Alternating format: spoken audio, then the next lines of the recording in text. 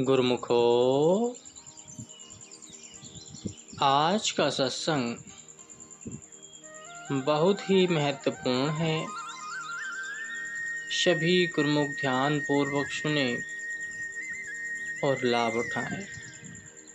गुरुमुखो, सभी को इस प्यार भरे रक्षाबंधन त्योहार की सभी को लाखों लाख बधाई। गुरुमुखो, रक्षाबंधन भारत में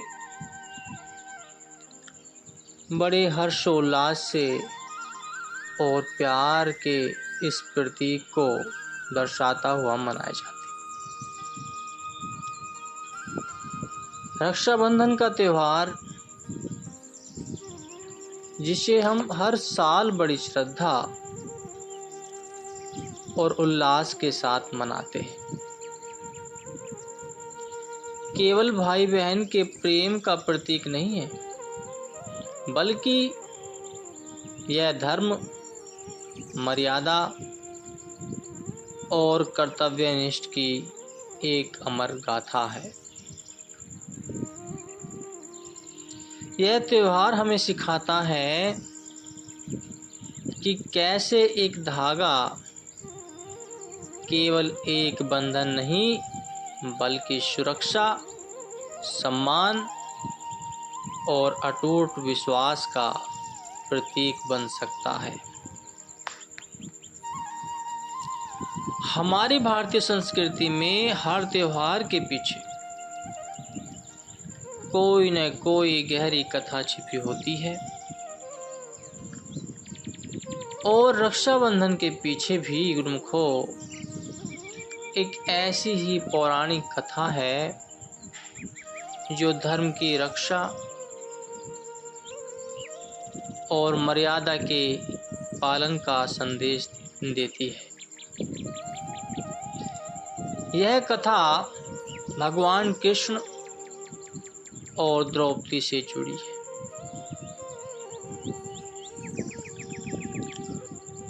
पौराणिक कथा के अनुसार जब पांडवों का राजसूय यज्ञ चल रहा था, तब भगवान कृष्ण ने चेदी राज्य के राजा शिशुपाल का वध किया था। शिशुपाल ने भगवान कृष्ण को 100 अपशब्द कहे थे और कृष्ण ने उसे क्षमा कर दिया था।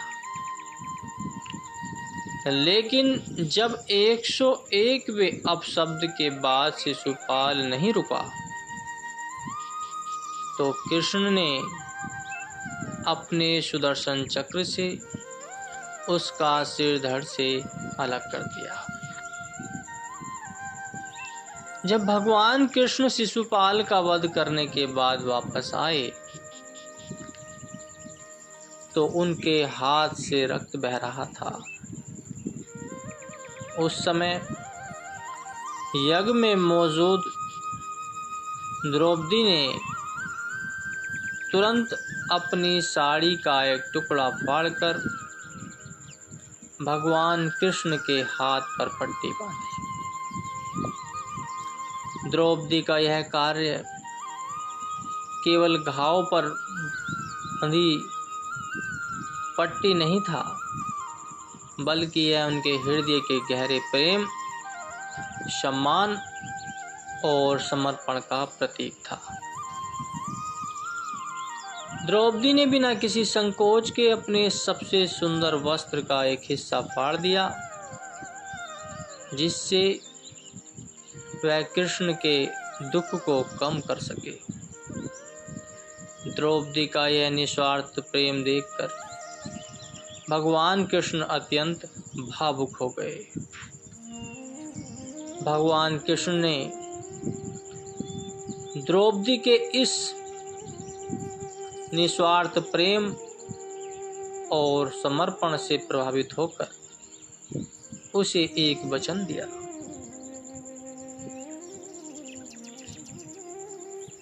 उन्होंने द्रौपदी से कहा कि हे द्रौपदी, तुमने आज मेरे घाव पर जो वस्त्र बांधा है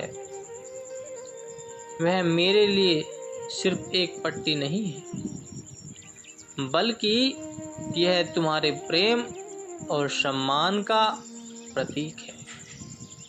मैं तुम्हें वचन देता हूँ कि जब भी तुम्हारे ऊपर कोई संकट आएगा मैं तुम्हारी रक्षा करूँगा। यह वचन ही बाद में रक्षाबंधन के रूप में जाना गया। कृष्ण ने द्रौपदी को एक भाई की तरह यह वचन दिया था कि वह हमेशा उसकी रक्षा करेगी, चाहे कुछ भी हो जाए। समय बीतता गया और एक दिन पांडवों ने कौरवों के साथ जुए में अपनी पत्नी द्रौपदी को भी हार दिया। भरी सभा में जब दुशासन ने द्रौपदी का चीरहरण करना चाहा, तब सभी पांडव और बड़े बड़े योद्धा भी मौन हो गए। द्रौपदी ने हर संभव प्रयास किया, लेकिन उसकी लाज बचाने वाला कोई नहीं था। तब निराश होकर द्रौपदी ने भगवान कृष्ण को याद किया। द्रौपदी ने कृष्ण को याद करते हुए उनके दिए हुए वचन को याद किया, स्मरण किया। उसने कहा कि हे कृष्ण, आज मेरी लाज खतरे में है और आपने मुझसे मेरी रक्षा करने का वचन किया था। द्रौपदी के इन शब्दों को सुनकर भगवान कृष्ण तुरंत उनकी पुकार सुनकर पहुंच गए। उन्होंने अपनी अलौकिक शक्ति से द्रौपदी की साड़ी को अनंत कर दिया, इतना बढ़ा दिया कि चीरहरण में जो वस्त्र खींचे जा रहे थे वो वस्त्र उतने ही थे जितने शरीर पे से उतारे जा रहे। तो इससे द्रौपदी की लाज बची। जब दुशासन द्रौपदी की साड़ी खींचते खींचते थक गया, लेकिन साड़ी का अंत नहीं हुआ, तो वह हैरान रह गया।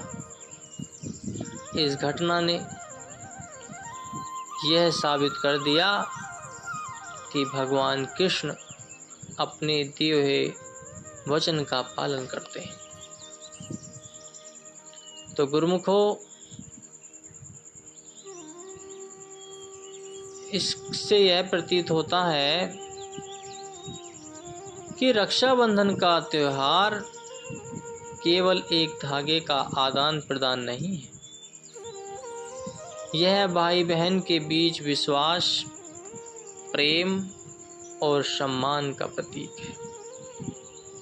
यह हमें यह भी सिखाता है कि धर्म की रक्षा करना और दिए गए वचन का पालन करना कितना जरूरी और कितना महत्वपूर्ण है। आज भी रक्षाबंधन का त्योहार हमें इन्हीं मूल्यों की याद दिलाता है। बहन अपने भाई की कलाई पर राखी बांधकर उससे अपनी सुरक्षा का वचन लेती है और भाई अपनी बहन को हर संकट से बचाने का वचन देता है। यह त्योहार हमें यह भी सिखाता है कि हम अपने जीवन में धर्म और मर्यादा का पालन करें।